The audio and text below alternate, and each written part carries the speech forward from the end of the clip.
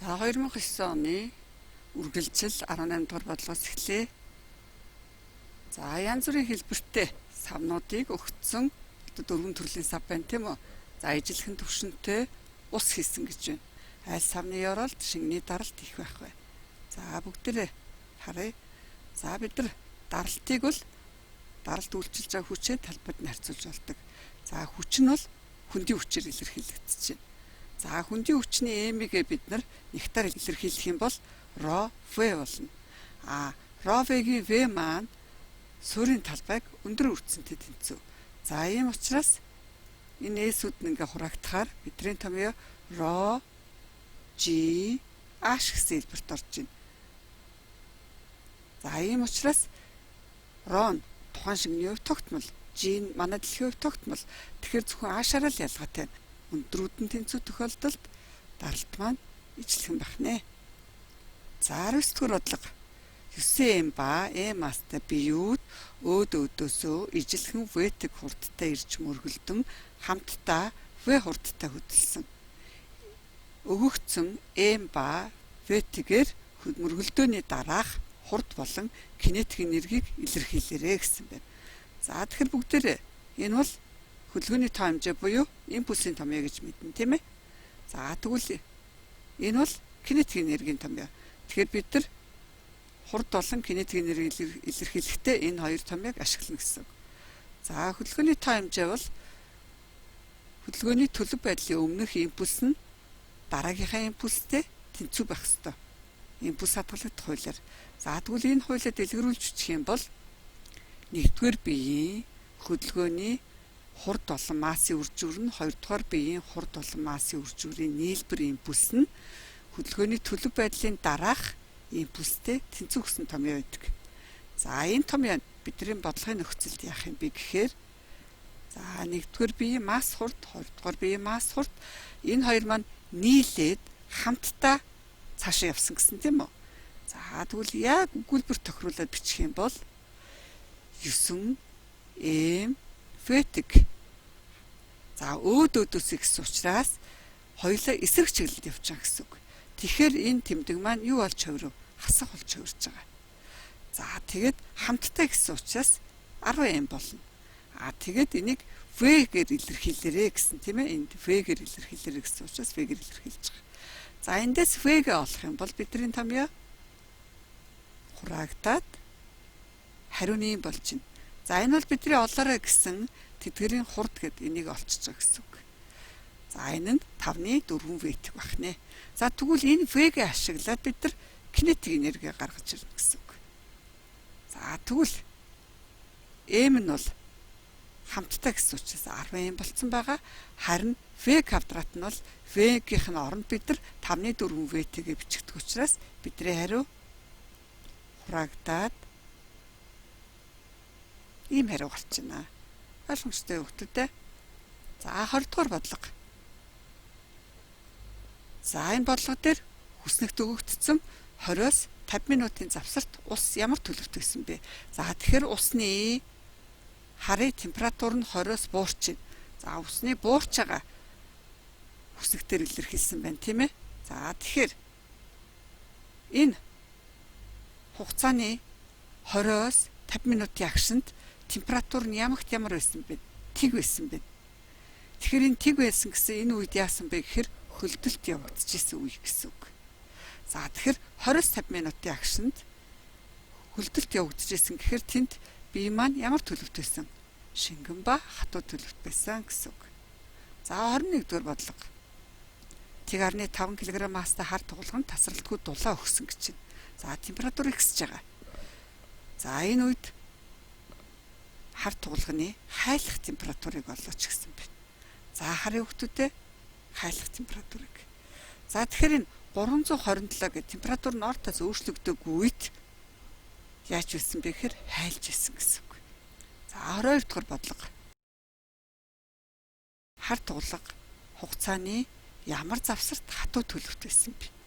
За тэгэхээр бид нар өмнөх бодлого дээр энд бол хайлж исэн гэсэн тийм үү?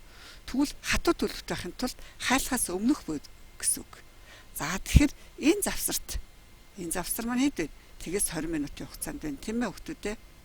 За 1.1 кг мастай цайрд тасралтгүй дулаан өгч байх үеийн температур хугацааны хамаарлыг үзүүлэлээ цайрын хувийн дулаан багтаамж өгөгдсөн цайр хатуу төлөвт авсан дулааныг олооч гэсэн бэ.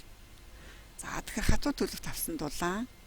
За энд бол яаж исэн хүмүүстэй температур ихсэж байгаа учраас хайлж исэн гэсэн үг.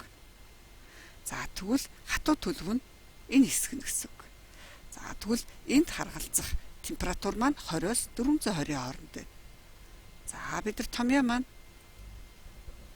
за энд бол масс нь энд хувийн дулаан багтаамж энд температурын өөрчлөлт. За тэгэхээр температурын өөрчлөлт бол 20-оос 420 хооронд шүү хүмүүстээ. За ингээд бодлого маань ийм хариу гарч байна. 24 дугаар бодлого. За ус хөлдөгтөө ялгаруулсан. За хөлдөгтөө гэхээр бидний нөгөө тэг градус байсан. За энэ үеийн томьёо юу вэ хүмүүстээ? Хүнд байна. За тэгэхээр хайлахын хувийн дулаан, хөлдөхийн хувийн дулаан адилхан учраас энэ томьёогоо ашиглагдаад бодно. Энд мегаджоул гэсэн учраас 16 зэрэгтэр үржүүлж өгч бодно. 25 дугаар бодлого. 90 г мастай бодисын моль масс нь 18 грамыг хуваах нь моль бол бодисын тоо хэмжээ болон молекулын тоог олоорой гэсэн байна. За тэгэхээр бид нар томьёогоо харъя хүмүүстээ. Бодисын тоо хэмжээ нүү тийм ээ. Энэ бол тухайн массыг моль масст нь хуваадаг. Эсвэл бодисын тоогоо, молекулын бөөмсийн тоогоо Авогадроны тоот хувааж олдог. За тэгвэл энийг ашиглахаар бидэрт яасан бэхээр масс болон молекул масс өгөгдсөн, масс молекулд масс өгөгдсөж бодисын тоо хэмжээ олдож болно. Араас нь Авогадроны тоо хариугаа ингээ харахаар яаж нөхдөдөө Авогадроны тоогоор шууд илэрхийлээрэ гэсэн байна. За тэгэхээр молекулын тоо n-ийг олохдоо Авогадроны тоотой хамт илэрхийлэх учраас бодисынхаа тоо хэмжээг Авогадроны тоогоор үржүүлж өгнө гэсэн үг. За ингээр хариу бол ойлгомжтой тийм ээ хүмүүстээ.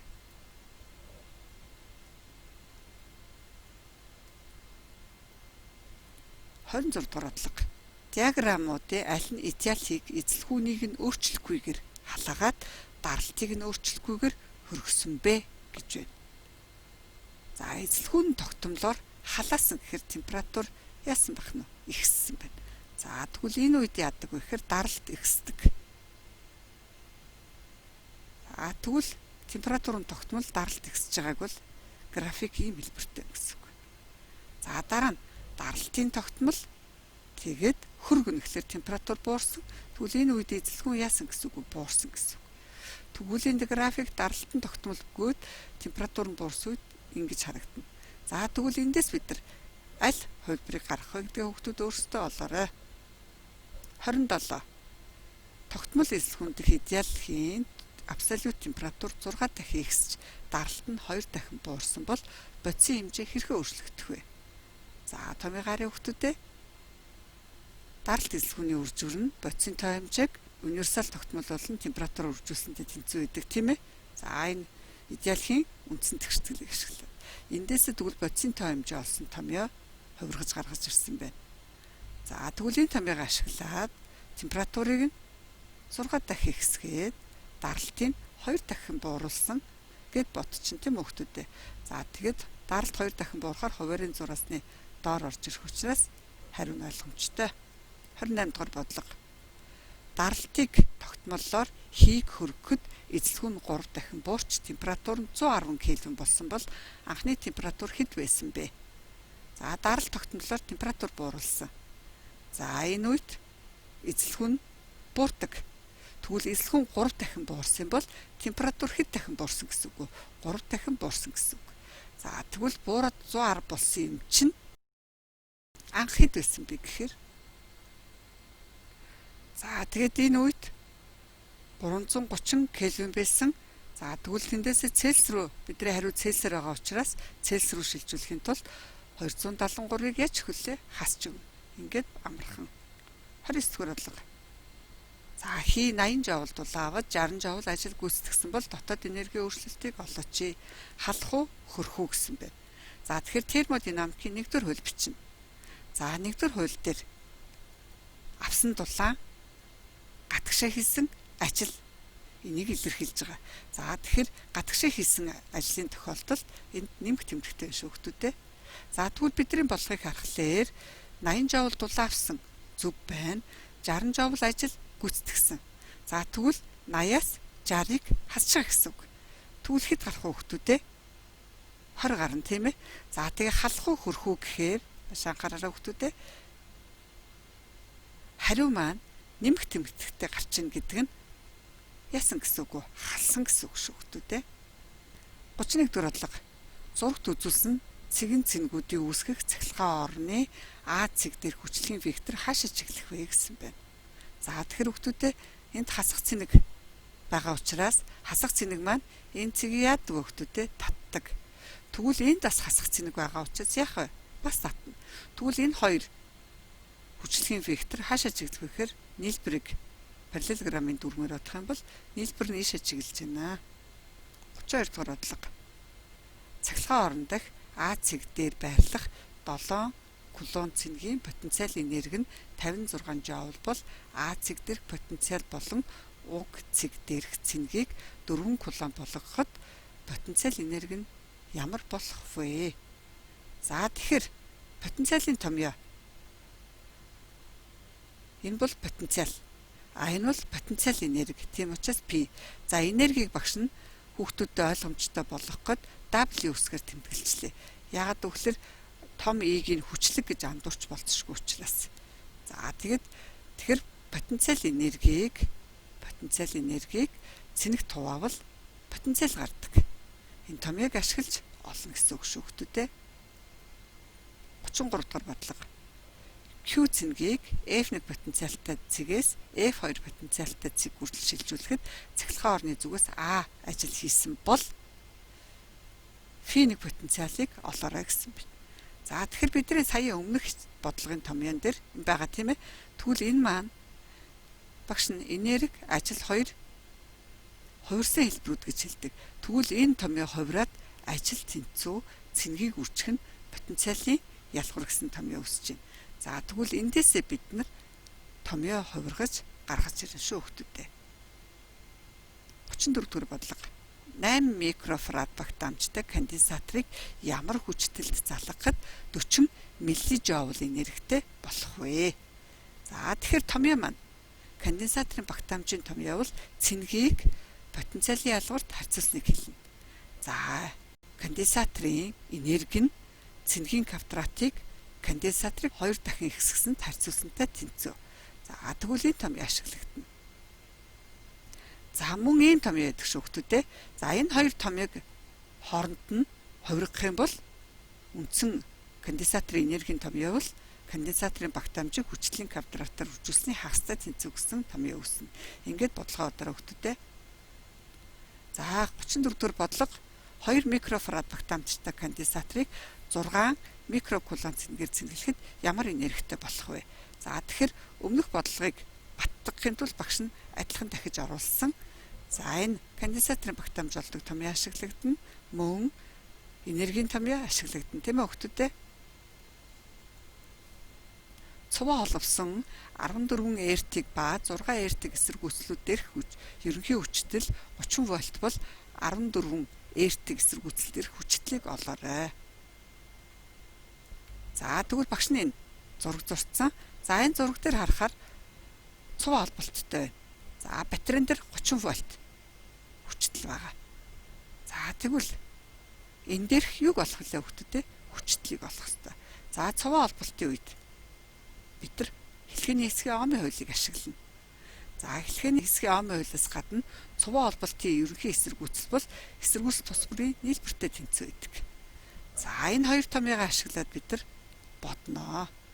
За ингэхээр бодож чадна тийм ээ хүүхдүүдээ. За дахиад 35 дугаар бодлого дээр холболт маань яасан бэхээр зэрэгцээ болцсон. За тэгвэл зэрэгцээ үед 13-нд эртиг эсэргүүцэл дээрх гүйдлийн хүчийг олно гэсэн үг. За тэгвэл мөн хэлхээний хэсгийн омын хуулийг ашиглан эндээсээ хүчтэй олох ёстой. Харин зэрэгцээ холболттой үед ерөнхий эсэргүүцлийн урвуу нь эсэргүүцэл тус бүрийн урвуугийн нийлбэр байдаг тийм ээ. За энэ томьёог ашиглан ингээд бодож олно шүү хүүхдүүдээ. За бас амархан арга нь нааш анхаараарай. 13 эртэг гэдэг бол их. 7 эртэг гэдэг бол бага. Бага эсэргүүцэлтэй их гүйдэлгүй. Их эсэргүүцэл дээр баг хөдөлгөхгүй. За тэгэхээр нааш анхаараарай хүүхдүүдээ, энд ерөнхий гүйдлийн хүчин 80 ампер байгаа. 80-ыг 20 хуваасны 13 дээр 7-ны 20 тийм үү? 20 хуваасны 7 ампер нь энэ эсэргүүцэл дээр гүйн. 80 амперыг 20 хуваасны 13 ампер нь энэ эсэргүүцэл дээр гүйн шүү хүүхдүүдээ. За тэгэхээр ингэж бодсон адилхан. 36 20 ом эсэргүүцэлтэй хэрэглэгчийг 220 вольт хүчтэлд залгахад ямар чадал ялгарх вэ гэсэн бэ?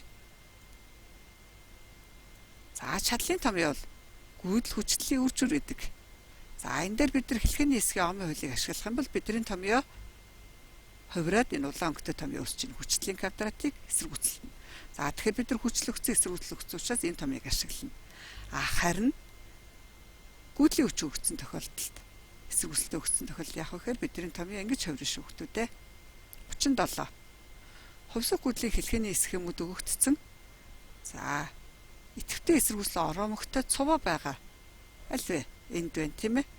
Харин нийлээд конденсатортой зэрэгцээ нь аль вэ? Энд байна тийм ээ. 38 за аль нь соронзон орны зүгээс цэнэгтэй бөөмд үйлчлэх хүч вэ гэсэн байна. За тэгэхээр энэ бол бүх ертөнцийн таталцлын хууль буюу гравитацийн хүч. Ньютон нээсэн тийм ээ. За энэ болохоор амперийн хүч буюу соронзон орны зүгээс гүйдэлтэд дамжуулагчид үйлчлэх хүч. За энэ кулоны хүч буюу кулон эрдэмтний нээсэн цэнэгүүдийн харилцан үйлчлэлийн хүч. За энэ болохоор Лоренцийн хүч буюу цэнэгтэй бөмбөс соронзон орны зүгээс үйлчлэх хүч. Харин ийм томьёо байхгүй шүү хүүхдүүдээ. 39 1.4 генерийн дүгцэлтэй оромгоор 5 ампер гүйдэл гүйхэд оромгийн соронзон орны энерги ямар байх вэ? За энэ дагш нь соронзон орон magnetic field гэд ялгцсан шүү. За соронзон орны энергийн томьёо бол энэ дүгцэлийг гүйдлийн өвчтний квадратаар зүсний хагастай тэнцвэр гэсэн байна тийм ээ. За тэгэхээр энд оромгийн дүгцэл болон гүйдлийн өвч өгсөн учраас амархан бодчихно. Бас 39-р бодлого өөр хувилбар үзье. 3 ампер гүйдэл гүйхэд оромгийн нийт соронзон урсгал нь 36 мВ байсан бол оромгийн соронзон орны энерги ямар болох вэ? За тэгэхээр бид нар өмнөх бодлогын томьёоноос гадна соронзон урсгалын томьёо эрэхтэй соронзон урсгал маань гүйдлийн өвчийг энэ дүгцээр үржүүлж болно. За тэгвэл энийг үндсэн томьёон дээр орлуулад бодно гэсэн үг шүү. 40-р бодлого. За битүү үрээгээр нэвтрэх соронзон урсгал 4 секунд хугацаанд 60 вебрээр өөрчлөгдсөн бол хүрээнд дүүсэх энэ дүгцийн цахилгаан хөдөлгөгч хүч ямар байх вэ? За тэгэхээр бид нар энэ дүгцийн цахилгаан хөдөлгөгч хүч ороодсын тоо, соронзон урсгалын өөрчлөлт, хугацааны өөрчлөлт. За тэгэхээр бид нар ороодсын тоо өгдөг тохиолдолд энийг нэгээр бодно гэсэн. Тэгэхээр энд соронзон урсгал маань 60 гэд өгсөн байна. Хугацааны өөрчлөлт нь 4 секундын хугацаанд тэгэхээр тгээс 4 секунд өнгөрсөн гэсэн үг шүү хүүхдүүдээ. Амжилт хүсье.